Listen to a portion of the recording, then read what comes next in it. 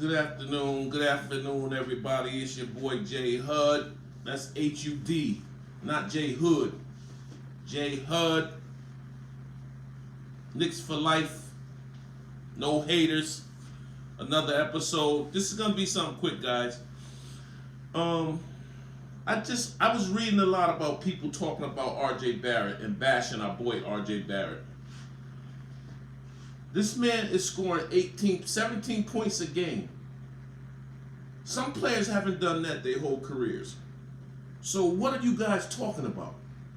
Y'all need to sit back and let this kid continue to develop. Because y'all talking about trading for Bill, trading for this dude. Don't you know he's on pace to be better than both of them dudes? Bill and I think Westbrook or whoever else they was talking about trading for. But we need to just let this development happen, man, and stop with this nonsense with the quick fixes. Because where have quick fixes got us in the past? Nowhere. Because you know why? Like coaches say a lot, it ain't about the player, it's about the chemistry. If your team don't have chemistry and you just keep throwing different players at them, how are they going to have time to build chemistry? When are they going to do it? After the season's over, when they lost again, when they're at the bottom of the barrel because they ain't got no chemistry, they don't know each other, they don't know how each other play together. Like, we have to stop that nonsense. To build the dynasty, it takes time. When I see all these guys commenting to, oh, we need to trade for this guy. We need to trade for this guy. We need to trade for this guy. No, the hell we don't. We've been doing that for the past 6 or 7 years, and it's got us nowhere. But a bunch of players with names that are washed up, past their primes already. And if you haven't been watching Knicks basketball, you need to shut the hell up and start watching and paying attention before you start making these dumbass comments. Because they got a lot of people that make stupid comments, don't know what the hell they talking about. Just like somebody said we need to trade for Cousins. Are you kidding me? Cousins is a cancer in the locker room. He's a cancer on the floor. When something goes against him, he can't help himself. He goes crazy like Draymond Green. He just cusses the refs out, go crazy, start fouling people. We don't need that. We don't need that. We definitely don't need that on our team. We building chemistry with our guys. You see our guys laughing and joking with each other after the game, having fun. You know what I'm saying? Trashing each other's interviews. You don't see that stuff on a lot of teams. For example, look at how unsportsmanlike LeBron James is when he loses a game. He daps nobody up. He don't dap his own. He might dap his own teammate up on the way to the locker room, but he daps none of the other teams up. When he loses, he walks straight to the locker room pissed off. Bro, you've been in the league 18 years. Have some humility. Dap up the team that just beat you. They lost to Washington yesterday. He walked straight off the court, straight into the locker room. His other teammates going around joking, laughing with Bill and all them having fun. He's always been like that. After so many years in the league, you should be able to change that, turn that off. Because everybody know it's not you that's winning these games. It's AD and the rest of them young guys that's helping for you to be able to create your own shot, because they have to D these dudes. They have to double AD. So, of course, somebody like a LeBron James is going to be able to go sick if they got a double over here on AD or a double on Kuz. You know what I'm saying? So that's the scheme. Of course it's going to work like that. Come on, man. You've been in the league 18 years. Show some humility, man. Show some respect for the different teams that play good. We already know without Davis, y'all wouldn't win. We showed that before y'all drafted him. So it ain't no surprise. So ain't for no reason nobody think that LeBron James is doing this in LA. Because if you do think that, then you crazy. Yeah, he have highlight moments and stuff like that. But the past games AD been out, they have lost to stinky teams. And if you guys know anything about Washington, y'all know they always start the season off slow. Hold on a second. I hate when people ring my bell. For real, man. This pisses me off. Yo!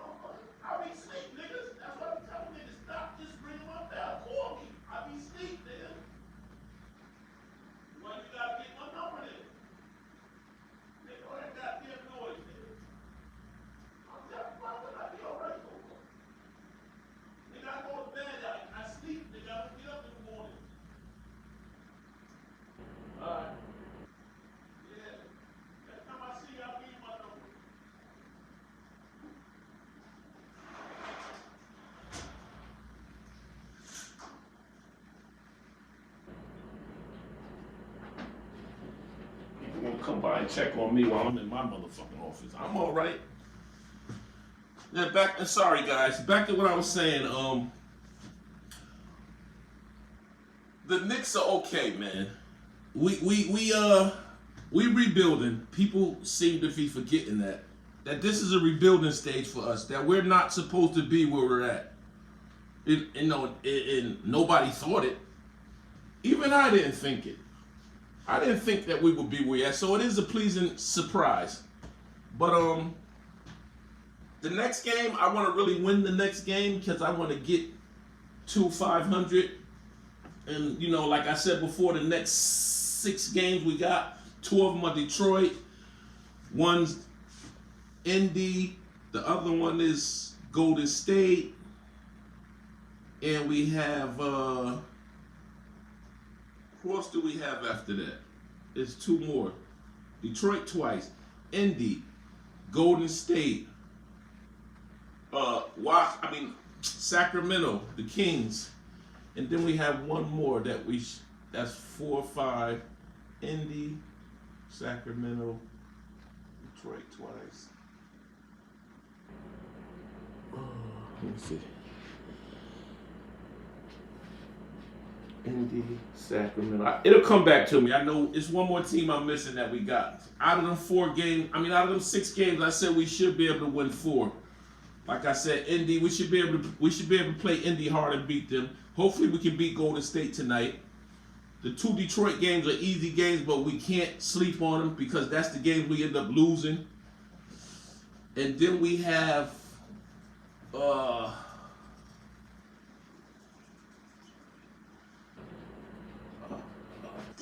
the other 2 games, man? It's pissing me off because I know who they are. It's killing me. Anyway, that's why I wasn't going to come up here. But when you keep hearing this RJ Barrett trade scenarios for this person, I wouldn't even want to trade him for Bill or none of them. You know why? Because he got to up his ceiling is still high. RJ's going to become a better shooter. He's already proved it. He's going to become a better free throw shooter. He's already proved it. He's going to become a better 3-point shooter, like off the dribble. He's starting to prove that a little bit. First, it was all set shot. Now he's starting to pull up a little quicker. All this stuff is going to come into effect for RJ, and I just like him. He's already strong than the average player in the league.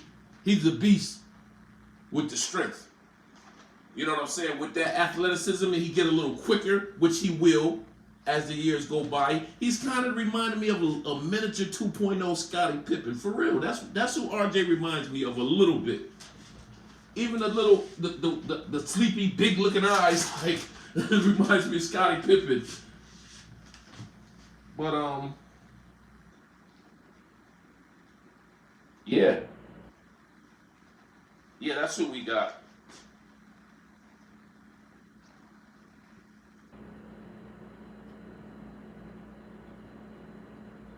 San Antonio game got postponed. So that's how we end up having Detroit twice. Yeah, so that's the 5 games. Detroit twice, Sacramento, Indy, and Detroit twice. And that's who we have to play, guys. So out of them 6 games, if we can win 4 of them, that would put us over 500 during the All-Star break, and that would be huge for us. And so I'm hoping that can happen. We're calling on the basketball guys to make this happen, guys. But I just came up here because I'm tired of hearing this stuff about RJ Barrett. I know everybody's entitled to their own opinions and stuff, but for me, that would be stupid. Why would you give up a top 3 pick after 1 year? Wouldn't you give him 3 or 4 years to see what he can do? At least 3 years to see what he can do, especially when the second year that he has developed into a good player, 17 points a game, 3 or 4 assists. Like, come on, a few bounds. Come on, man. Why would y'all do that to the young kid? He's still young, man. Not even old enough to get in the club yet. Y'all talking about trading him. Because y'all want a Bradley Beal who's been in the league for a little while when you can have a younger player that's going to be around a little longer. Yeah, Bradley Beal is a stud. He's a beast. Of course. But I wouldn't want to give up RJ for him. I just wouldn't. I just think his ceiling is way higher. I feel like he's gonna be a Bradley Beal in the next few years. Bradley Beal was under shadows with Wall for how many years? And I used to say this all the time. If he can get to a team and run his own team, he'll be a superstar. But when John Wall was over there, that was a good tandem, but he was always shadowed because Wall was the man. And see, once Wall went down and left, he stepped up to the plate. And he's just an all-caliber superstar, all-star type of player. The man can straight out shoot. That's the same thing I say about Klay Thompson. He's in the shadows of Curry. That's why his game was never developed into what it can be today. He can be the number one option every day. He don't have to be under Klay. Under Steph. But he likes it. He's comfortable there. He wants to stay there. I wish he would want to leave and come to another team, because I feel like you can build a championship team with this guy, Klay Thompson. But after all these injuries now, back-to-back ones too, woo, it might be a different story when he come back. Oh yeah, this is the one that I really wanted to come up here and tell you guys. Guess what's going on in Dallas? Yeah. The controversial blockbuster trade that New York happened to pull off with Kristaps Porzingis. Word is on the streets over there that they are talking about trying to see what they can get for him. And when he first went over there, they were high on him. Everything was working out good. Surround him with some shooters, KP and Luka Doncic, and they off to the races. But they weren't expecting these injuries just back to keep bothering them. Sore ankles, sore backs, stiff back, knee. His body, I guess his culture and the way he grew up in his body, some people bodies with a big frame like that is not meant for durable sport contact. Like in football, he would have never made it. They'd have broke him the first play. So, but some people don't understand how rough and physical basketball can be. And when you're a big man like that, you have to really move even more to get around, to get down to the floor, to scramble for balls, to bend down to pick up a ball. You know what I'm saying? Dribbling the ball and taking them steps to the basket. You have to be skilled as a big man to be able to do all that. So I say Porzingis is skilled. It's just his body's not going to allow him to play 15 years in the league. It's just not. And if we do our history and we look back to guys with 7'2" frames, 7'3" frames, these guys didn't play long careers like that. Shaq was huge, but he was muscle. So he was able to maintain. But if you're slim like that, it's hard. It's hard to do. That's why I should tell people, when you D somebody like him, all you got to do is put a body on him. You throw him out of his game because he's not used to that physical play. And that's why I should say, I don't understand why coaches don't say, let's get physical with these guys, because these guys are not a physical team. And that's how you beat some guys. And that's what Detroit Pistons used to do. That's what the New York Knickerbockers used to do of the old. The Dirty Boys in Detroit, oh my God, if you guys weren't around, you guys go look up some old pictures of the Detroit Dirty Boys back when they was winning games with no superstars. Well, they had Isaiah Thomas, but they were like a blue collar workers. They came to work with their lunch pails and they put their lunch pails in the locker and they went to work. And they used to tear people's butts up. Ask Michael Jordan, he'll tell you. First came in the league thinking he was going to shine, and the Detroit Pistons put him in his place, made him go to that locker room and that weight room and get strong.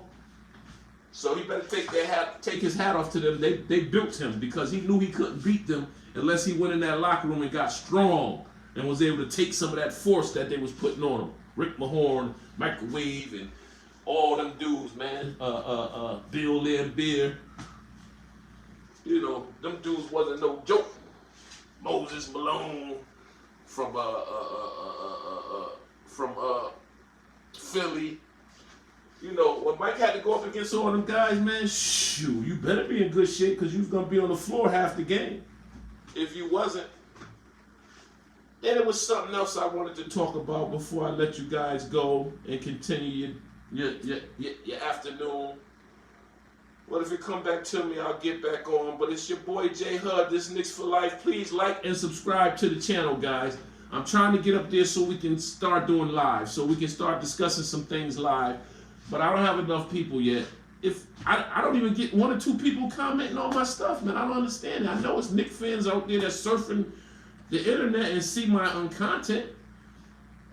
Come dialogue with your boy, man. I ain't no bad person. I love the Knicks, that's all. That's the only purpose for me doing this, because I like to talk Knicks basketball. I love to talk Knicks basketball. I love it. It's like the #1 pastime for me, guys. So it's your boy J Hud. It's been another episode. I'm out. Enjoy your day. Knicks for life. No haters.